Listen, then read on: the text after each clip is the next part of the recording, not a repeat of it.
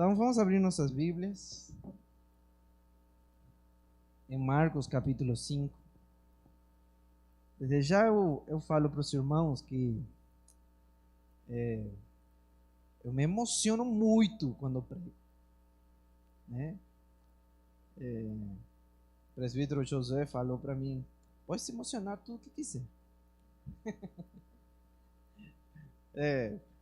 Estilo pentecostal, fala. E porque é uma passagem muito, muito linda. A gente pode ver como que Jesus faz uma transformação completa. Marcos capítulo 5, do verso 1 ao 20. Os irmãos acharam? Amém? A palavra do Senhor diz assim: eles atravessaram o mar e foram para a região dos Gerazenos. Quando Jesus desembarcou, o homem com um espírito imundo veio dos sepulcros ao seu encontro. Esse homem vivia nos sepulcros e ninguém conseguia prendê-lo, nem mesmo com correntes, pois muitas vezes lhe haviam sido acorrentados pés e mãos, mas ele arrebentara as correntes e quebrara os ferros de seus pés. Ninguém era suficientemente forte para dominá-lo. Noite e dia ele andava gritando e cortando-se com pedra entre os sepulcros e nas colinas. Quando ele viu Jesus de longe, correu e prostrou-se diante dele e gritou em alta voz: que queres comigo, Jesus, filho do Deus Altíssimo? Rogo-te por Deus que não me atormentes. Pois Jesus lhe tinha dito: saia deste homem, espírito imundo. Então Jesus lhe perguntou: qual é seu nome? Meu nome é Legião, respondeu ele, porque somos muitos. E implorava a Jesus com insistência que não os mandasse sair daquela região. Uma grande manada de porcos estava pastando numa colina próxima. Os demônios imploraram a Jesus: manda-nos para os porcos, para que entremos neles. Ele lhe deu permissão e os espíritos imundos saíram e entraram nos porcos. A manada de cerca de 2.000 porcos atirou-se precipício abaixo, em direção ao mar, e nele se afogou. Os que cuidavam dos porcos fugiram e contaram esses fatos nas cidades e nos campos, e o povo foi ver o que havia acontecido. Quando aproximaram-se de Jesus, viram ali o homem que fora possesso da legião de demônios, assentado, vestido e em perfeito juízo, e ficaram com medo. Os que estavam presentes contaram ao povo o que acontecera ao endemoniado e falaram também sobre os porcos. Então o povo começou a suplicar a Jesus que saísse do território deles.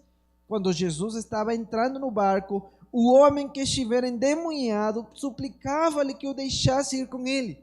Jesus não o permitiu, mas disse: vá para casa, para a sua família, e anuncie-lhes quanto o Senhor fez por você e como teve misericórdia de você. Então aquele homem se foi e começou a anunciar em Decápolis o quanto Jesus tinha feito por ele.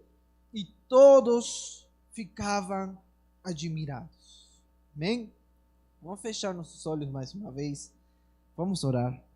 Senhor Jesus, nós te agradecemos, ó Pai, porque nós temos o privilégio, Pai, de estarmos na tua casa, Senhor, ouvindo da tua palavra, entoando, Senhor, músicas ao Senhor, louvando o seu nome com total de liberdade. Muito obrigado, Pai. Muito obrigado. E nós, nesta noite, te pedimos, Senhor, que o seu Espírito Santo, Senhor, possa iluminar nossas mentes e os nossos corações, Senhor, para compreendermos a tua vontade, Senhor, nas tuas escrituras, Senhor. E também, ó Pai, que o Senhor possa nos dar força, Senhor, poder do teu Espírito Santo, Senhor, para ao sairmos deste lugar, Senhor, pôr por prática tudo que nós vamos aprender nesta noite, Senhor. Não queremos ser somente ouvintes, ó Pai, mas também praticantes da tua palavra, Senhor. Nos ajude, Pai, em nome do seu Filho Jesus. Amém. Amém. Então, meus irmãos, eu gosto de Marcos, do Evangelho de Marcos, porque ele dá muitos detalhes. Um dos objetivos de Marcos é mostrar o poder de Jesus, para mostrar para o povo gentio que Jesus é Deus, diferente dos deuses romanos, né, daquela época. Então ele escreve muito detalhadamente, né, e dá muito detalhe que a gente pode aproveitar na nossa leitura. E a gente vai se atentar nesses detalhes que Marcos ele vai mostrar para nós aqui. Jesus tinha acabado, né, de atravessar o mar com os discípulos, tinha acabado de acalmar a tempestade, de mostrar o seu poder sobre a natureza, né?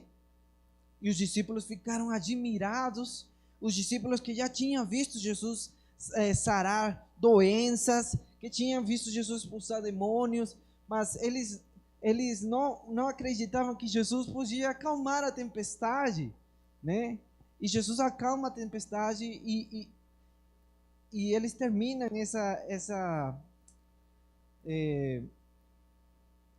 esse trajeto, né? Eles saem do mar e eles chegam nessa região aqui dos Gerazenos.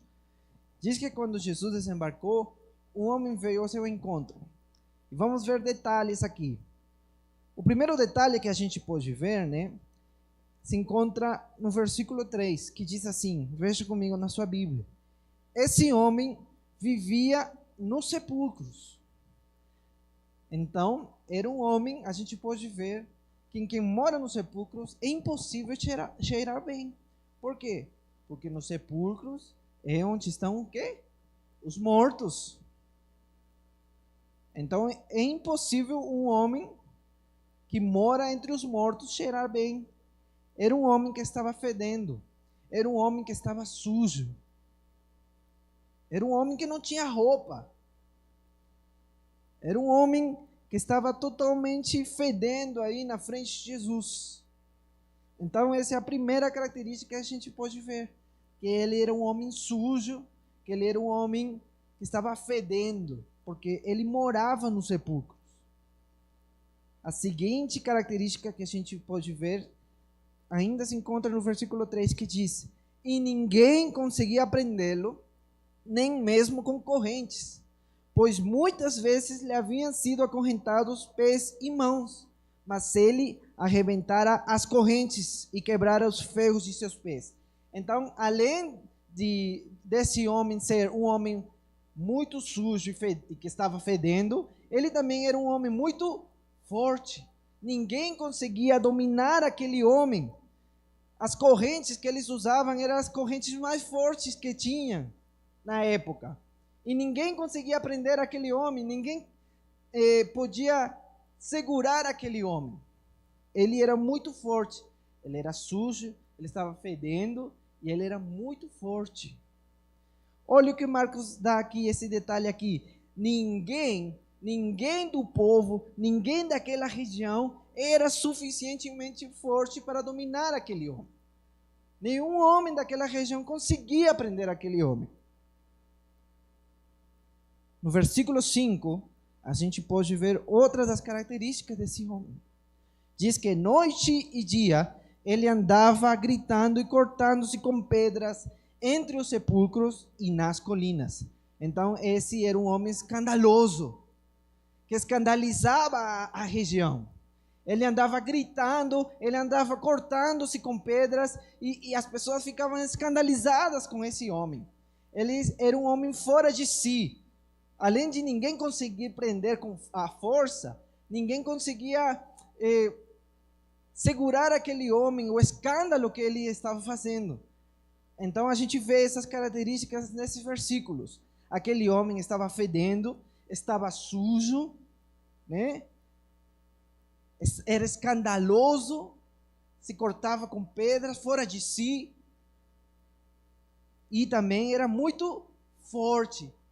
Como diz Marcos, ninguém conseguia dominá-lo. Mas olha como começa o versículo 6, veja comigo na sua Bíblia. Quando ele viu Jesus de longe, correu e prostrou-se diante dele. Eu não sei se você se emociona com isso, mas lembre-se, este homem, ninguém conseguia dominar aquele homem. Esse homem era difícil de controlar, mesmo com correntes. Mas quando Jesus pisa na terra daquela região, aquele homem lhe rende adoração. Eu me emociono muito com isso. Porque Jesus não precisa de correntes, Jesus não precisa de forçar a situação para dominar aquele homem. Jesus somente pisa naquela terra e aquele homem é dominado. Amém? Aquele homem é dominado. E esse homem possesso lhe rende adoração e grita: que queres comigo, Jesus, filho do Deus Altíssimo? O que ele está fazendo? O que os demônios estão fazendo? Estão reconhecendo a autoridade de Jesus. Eles dizem: rogo-te por Deus que não me atormentes. Eles estão dizendo: Jesus, eu sei que o Senhor tem autoridade para me mandar embora da região, mas te rogo, por favor, que não me atormentes. Né? Então Jesus, ele começa um papo com aqueles demônios aí. No versículo 9 diz: então Jesus lhe perguntou: qual é o seu nome? E Jesus, ele não pergunta isso para fazer um show, né? Como a gente vê na televisão às vezes. Jesus não faz isso. Jesus não está fazendo um show aí, perguntando qual é o teu nome, não. Jesus, ele está perguntando aí, porque a gente tem que ver a gravidade desse homem. Como que esse homem estava. E olha o que os demônios contestam: meu nome é Legião. Eles usam um termo da época do Império Romano, que eram aproximadamente 6.000 soldados, né? Que eram profissionais nas guerras. Eles eram homens treinados para destruir tudo, acabar com a aldeia, atingir os objetivos. Era um esquadrão, eram soldados profissionais que destruíam tudo. E esses demônios, eles estão falando para Jesus: olha, nós estamos aqui para destruir a vida desse homem. E certamente eles estavam destruindo. A gente vê que era um homem escandaloso, que cortava-se com pedras. Estavam destruindo a vida desse homem. Né? E a gente vai ver que mais uma vez os demônios imploram a Jesus: manda-nos para os porcos, para que entremos neles. E aqui entra em cena outras personagens, que são aqueles pastores que estavam cuidando dos porcos. No versículo 13 diz: ele lhes deu permissão, e os espíritos imundos saíram e entraram nos porcos.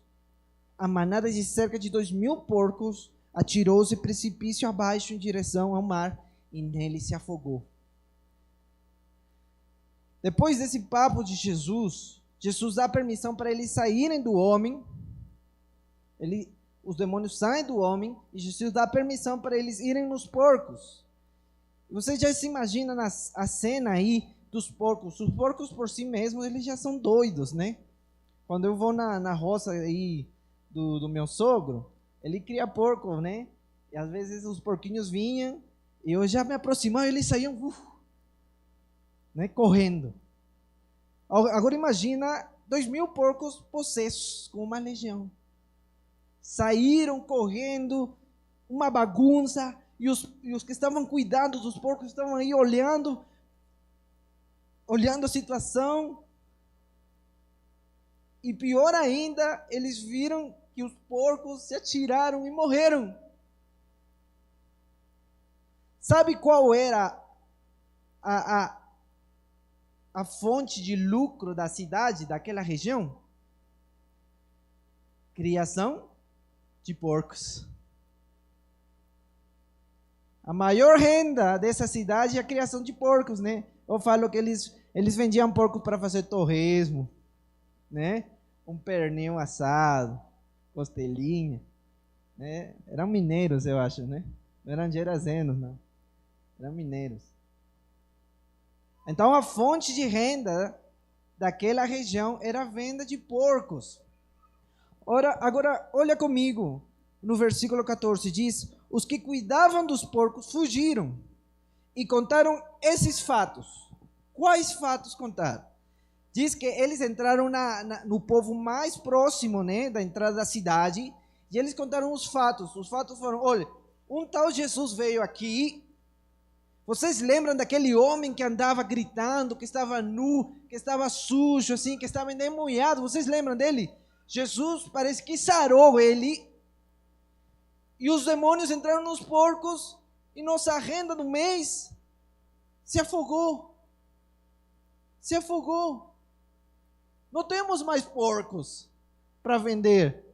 Jesus trouxe prejuízo para a nossa vida. Então, aquelas notícias que os que cuidavam dos porcos deram, o povo ficou interessado. Então, o povo saiu para ver o que tinha acontecido, né? No versículo 14 a gente vê: os que cuidavam dos porcos fugiram e contaram esses fatos nas cidades e nos campos. Eles espalharam essas notícias e o povo foi ver o que havia acontecido. Versículo 15. Quando se aproximaram de Jesus, e essa parte eu fico muito feliz quando eu leio, eu fico muito emocionado, porque a gente vê aqui a transformação, o poder de Jesus. Quando se aproximaram de Jesus, viram ali o homem que fora possesso da legião de demônios. Em primeiro lugar, assentado. Em segundo lugar, vestido. E em terceiro lugar, em perfeito juízo. Esse homem era um homem que estava sujo, que estava fedendo, mas Jesus lhe deu vestido. Era um homem que andava cortando-se com pedras fora de si, escandaloso, mas agora ele estava em perfeito juízo. Era um homem que ninguém conseguia dominar, mesmo com correntes, mas agora aquele homem estava assentado nos pés de Jesus. Jesus faz uma transformação completa. Não somente liberou ele dos demônios, mas também lhe deu vestido. Que poder extraordinário de Jesus! A autoridade de Jesus, o poder de Jesus. É o Jesus que nós confiamos hoje. Versículo 15 termina: que quando o povo viu o poder de Jesus, aquele homem transformado pelo poder de Jesus, eles não deram glória a Deus, mas eles ficaram com medo. Eles ficaram com medo. Não foi como a mulher samaritana, que quando Jesus revelou tudo dela, ela imediatamente reconheceu que Jesus era filho de Deus e entrou na cidade e começou a pregar o evangelho, a glorificar a Deus, por causa de que Jesus tinha falado a história dela. Esses homens, esse poder de Jesus na vida daquele homem não levou os homens da cidade a crer em Deus, mas pensar no prejuízo que Jesus ia trazer para eles. Eles ficaram com medo. Eles pensaram assim: olha, se deixarmos que Jesus entre na nossa cidade, a gente vai perder nossa renda. A gente já não vai ter mais dinheiro. Os porcos vão embora. Olha o que acontece no versículo 17. Então o povo começou a suplicar a Jesus que saísse do território deles. Tudo que Jesus fez, a transformação que Jesus fez, não levou o povo a glorificar a Deus, a crer em Jesus, a convidar a Jesus para a cidade, mas levou o povo a que o povo pensara mais nos seus bolsos, no seu dinheiro, nos seus porcos, e disseram para Jesus: Jesus, aqui o Senhor não entra, porque se o Senhor entrar na nossa vida, na nossa cidade, vai trazer prejuízo para nós. Então, por favor, te pedimos que nos deixe, que vá embora. E é totalmente diferente dos demônios. Os demônios suplicaram para Jesus que não os mandasse embora, e homens qualquer, assim, homens naturais, sem nenhuma autoridade, falam para Jesus ir embora. Muitas vezes os demônios têm mais fé, tremem diante de Deus, mais que os homens. Isso no que diz Tiago, que até os demônios acreditam, creem em Deus e tremem diante da presença de Deus. Sabe por quê? Porque eles sabem quem é Jesus. Esses homens aqui não tiveram nenhum temor, não reconheceram a autoridade de Jesus, não reconheceram o poder de Jesus e mandaram embora Jesus. No versículo 18 diz: quando Jesus estava entrando no barco, o homem que estivera endemoniado pela legião de demônios suplicava-lhe que o deixasse ir com ele. Os demônios suplicaram para que Jesus não mandasse embora. Os homens suplicaram para que Jesus fosse embora. Esse homem que foi transformado por Jesus, suplicou Jesus para que ele possa ir com Jesus. Que a resposta imediata de uma pessoa que foi transformada por Jesus é querer ser discípulo de Jesus. É querer largar tudo e seguir, aprender com seu mestre. E isso que esse homem faz. Pergunta para Jesus, suplica para Jesus: Jesus, eu quero ir com o Senhor. Eu quero ser discípulo do Senhor. Mas Jesus lhe dá uma missão àquele homem. Jesus lhe disse, no versículo 19, Jesus não o permitiu, mas disse: vá para casa, para a sua família, e anuncie-lhes quanto o Senhor fez por você e como teve misericórdia de você. Jesus lhe dá uma nova missão àquele homem. E a mensagem daquele homem era muito simples. Quando ele entrava na cidade, a mensagem dele era assim: vocês lembram daquele homem que andava cortando-se com pedras? Aquele homem escandaloso, aquele homem que estava endemoniado por uma legião de demônios, que estava sujo, que estava nu, que estava fedendo. Vocês lembram dele? Pois é, eu sou aquele homem. Eu me encontrei com Jesus. Jesus transformou minha vida e o mesmo pode fazer por você hoje. Essa era a mensagem daquele homem. Jesus transformou a minha vida e pode fazer isso com você também.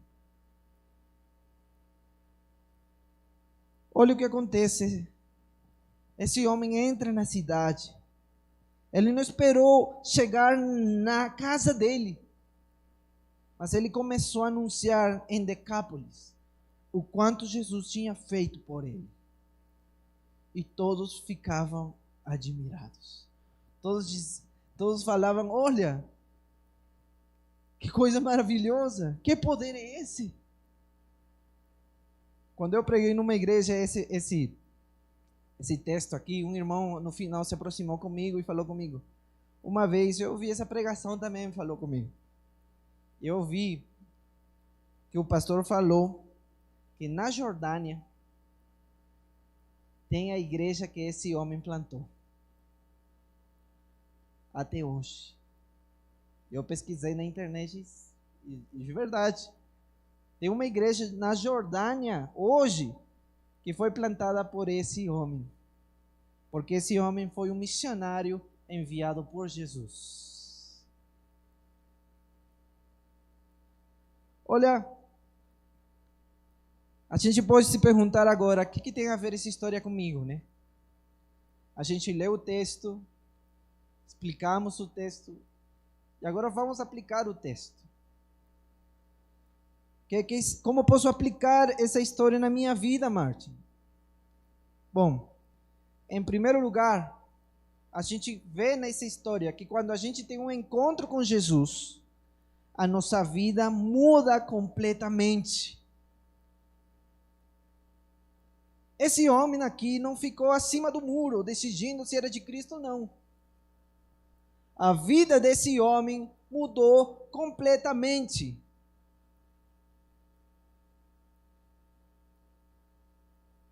E hoje na nossa igreja, muitas vezes tem gente brincando de ser cristão.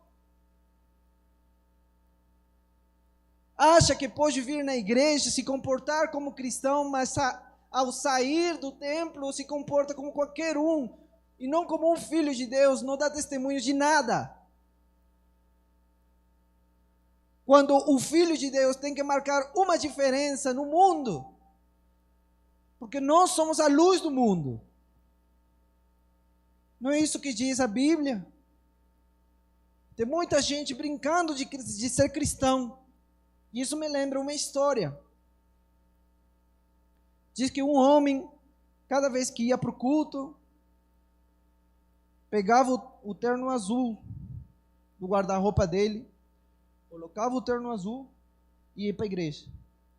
Aí na igreja, glória a Deus, cantava os hinos, a paz do Senhor para os irmãos, glória a Deus, um amor com as pessoas, com a família. Quando chegava na casa dele, tirava o terno azul, colocava no guarda-roupa e xingava a mulher pela comida, batia nos filhos,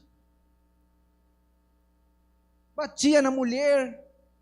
Aí chegava no outro domingo, ele ia no guarda-roupa, pegava o terno azul, ia para a igreja. E glória a Deus, irmão, a paz do Senhor. Louvor, uma bênção, né? Era um crente. Quando chegava na casa, tirava o terno azul, jogava aí no guarda-roupa e batia nos filhos, batia na mulher, xingava a mulher, os filhos. Um dia, aquele homem morreu. O terno azul foi para o céu e ele foi para o inferno.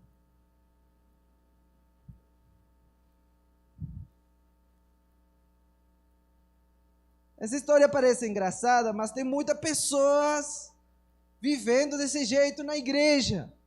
Se coloca o terno de crente, anda com a Bíblia debaixo, né, do braço, e fala, eu sou crente. E fala, a paz do Senhor, irmã. Levanta a mão, ergue a mão, mas quando sai, não revela que um filho de Deus que teve um encontro com o Senhor Jesus. É por isso que a primeira aplicação é, se nós tivemos um real encontro com Jesus, a nossa vida é diferente. Se eu entrar por aí e falar com vocês que um caminhão me atropelou, vocês acreditariam em mim? Não. Porque um caminhão, se você for atropelado por um caminhão, o que acontece? Você perde a figura. É a mesma coisa com Jesus. Ele é o caminhão que entra na nossa vida e muda a nossa vida por completo. Foi isso que Jesus fez com a vida desse homem. Transformou por completo. Tem um câmbio. Se você era conhecido como fofoqueiro ou fofoqueira, então você não é mais. Se você era conhecido por amar mais o dinheiro que as pessoas, então você agora ama mais as pessoas que o dinheiro. Porque Jesus, ele faz essa transformação na nossa vida.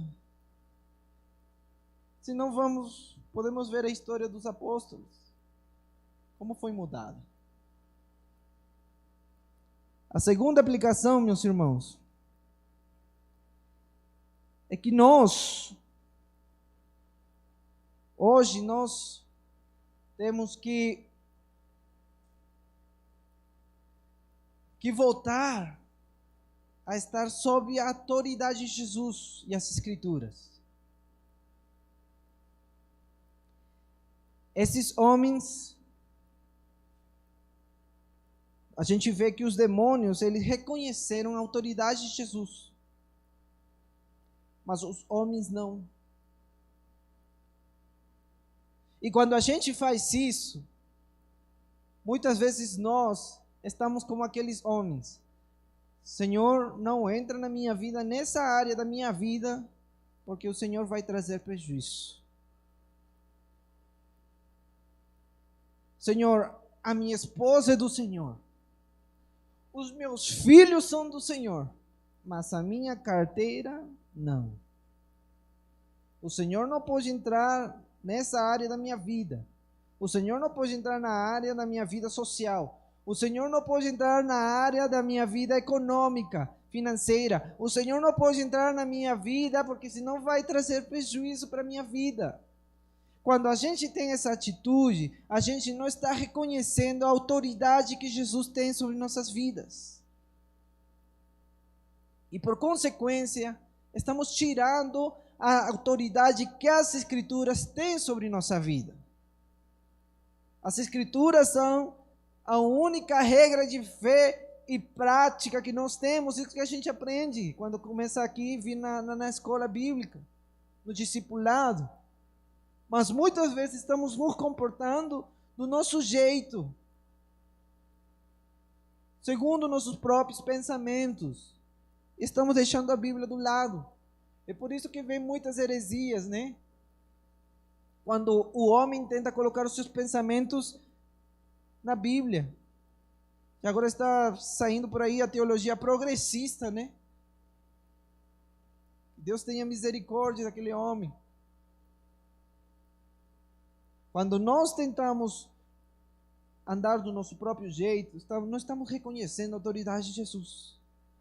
E estamos falando, igual que esses homens, não entra na minha cidade, não entra nessa área da minha vida, porque se o Senhor entrar nessa área, vai trazer prejuízo para mim. Temos que reconhecer a autoridade de Jesus. O terceira aplicação.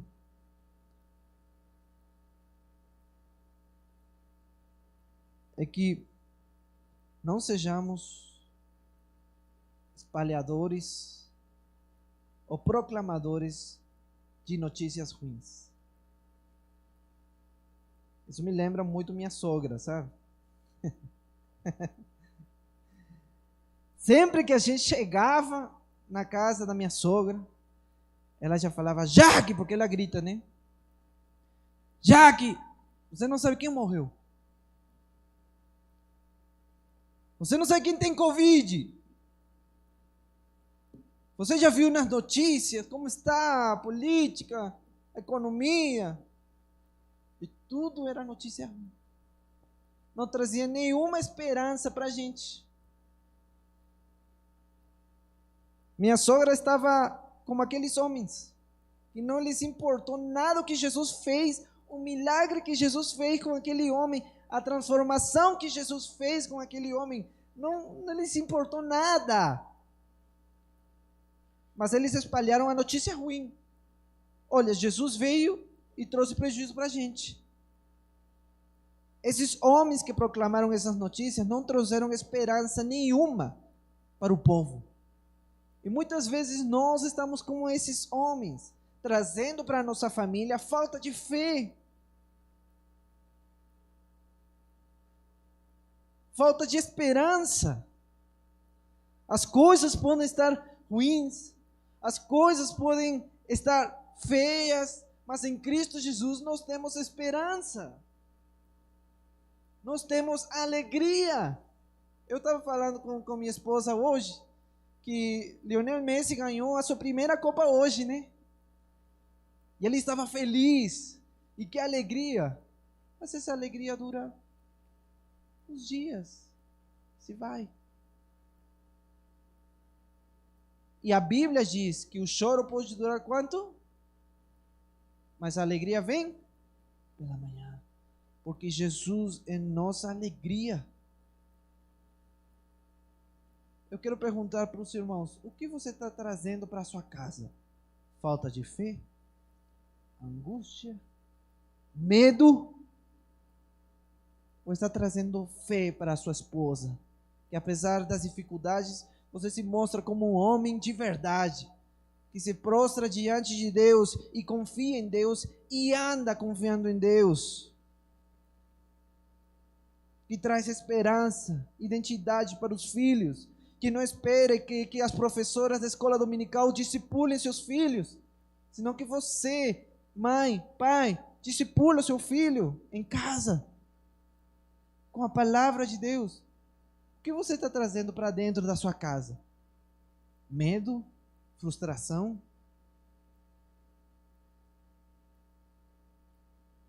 Se por um lado, este texto nos ensina a não sermos proclamadores de notícias ruins, por outro lado, temos que ser proclamadores das boas novas.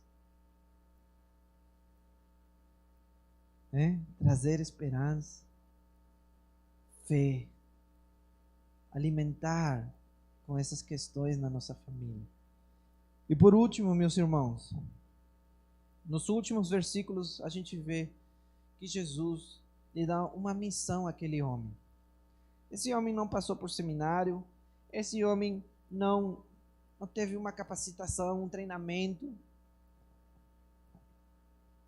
Ele teve o maior treinamento de todos, um encontro com Jesus. Isso foi suficiente para ele compreender que Jesus pode transformar vidas. Se você e eu tivemos um encontro verdadeiro com Jesus, a gente tem esta missão de proclamar na nossa cidade, na nossa região e até os confins da terra que Jesus é o Senhor e que Ele pode transformar vidas, não importa qual que seja a situação, Ele pode mudar vidas, porque Ele é Deus, Ele tem poder. E tem um detalhe aqui importante. Esse homem entrou onde Jesus não entrou. E como eu falei no início, tem 3 bilhões de pessoas. 3 bilhões de casas hoje, nas quais Jesus não entrou ainda. Quem vai? Quem diz, eis-me aqui, Senhor? Não importa a sua idade, não importa a sua condição econômica. Quem diz, eu vou, Senhor? Porque o Senhor não quer somente que a igreja participe financeiramente, o que é bom, mas o Senhor quer daqui que saiam missionários aos povos não alcançados. Jesus enviou esse homem, e a Bíblia em João diz, assim como o Pai me enviou, eu vos envio. E com isso termino. Participar da missão de Deus, meus irmãos, é um privilégio. É um privilégio. Deus não precisa da gente. Deus não precisa. É como aquele pai, eu não sei quantos são pais aqui, mas como aquele pai que tem uma caixa aí pesada para carregar. E quando está assim, não sei quantos tiveram essa experiência, mas o filho fala, ô pai, quero carregar com o Senhor. Me deixa carregar aí e ajudar o Senhor. Um pai ruim falaria, sai fora, menino, né? Eu posso carregar sozinho, não preciso de você. Mas um pai bom vai dizer o quê? Vem aqui, carregar comigo. Então, carrega o pai a caixa, deixa cair um pouquinho do peso no filho, para que ele sinta também, e eles transportam, eles levam a caixa para outro lugar. Aí deixam a caixa, e o pai fala, bem feito, meu filho, você participou comigo. Né? É assim a missão de Deus, meus irmãos.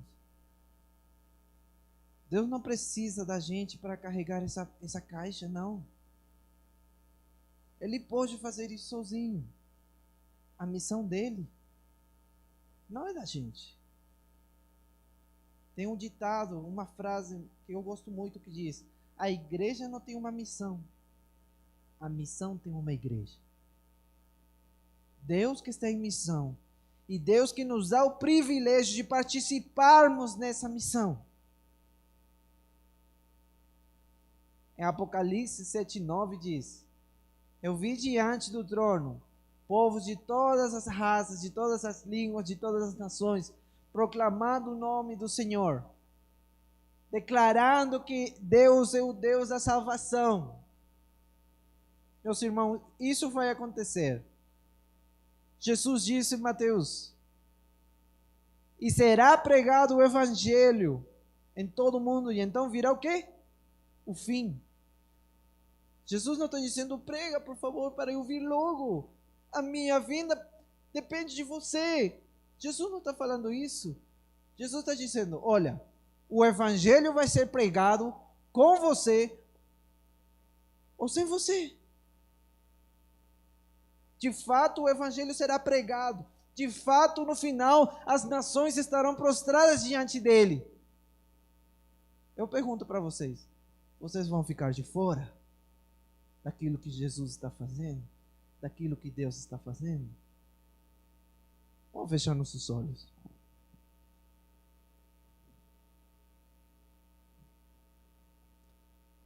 Vamos meditar um pouquinho. Talvez você está vestindo aquela roupa de crente. Mas tem uma notícia boa. Jesus pode transformar a sua vida por completo. Talvez você que nos visita pela primeira vez, Jesus pode transformar a sua vida completamente.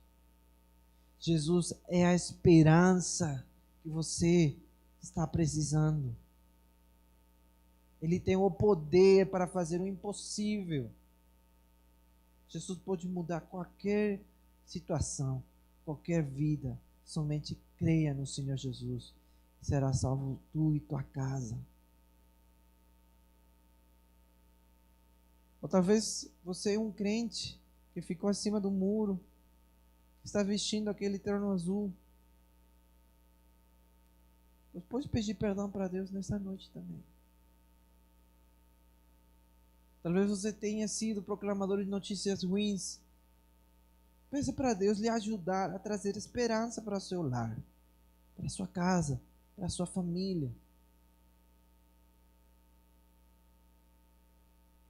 E quantos daqui vão falar: Senhor, eis-me aqui, eu quero participar da sua missão, Senhor. Eu não sei como, mas eu quero participar ativamente. Eu quero estar por dentro. Eu quero abrir as portas da minha casa. Eu quero enviar missionários. Eu quero ir em viagens de curto prazo. Senhor, eu quero participar. Eis-me aqui, Senhor. Eu quero participar do evangelismo aqui em Poços. Eis-me aqui, Senhor. Oremos. Senhor Jesus, muito obrigado, Pai, pela Tua palavra. Muito obrigado, Senhor, porque o Senhor é bom. E nós te pedimos perdão nesta noite, Pai. Porque muitas vezes, Senhor, nós temos nos comportado, Senhor, de um jeito que o Senhor não gosta. De um jeito que o Senhor não foi para que nos criou, Senhor. Mas nós te pedimos perdão, que nos dê mais uma oportunidade. Oh, Pai, nos ajude a sermos proclamadores, Senhor, de notícias boas, das boas notícias. Nos ajude, Senhor, a envolver mais na Tua missão, Senhor. Porque sabemos que é um privilégio, Senhor. Nos sente, Senhor, do Seu Espírito Santo. E nos ajude, Senhor, a praticar a Tua palavra ao sair deste lugar, Pai. Em nome do Seu Filho Jesus.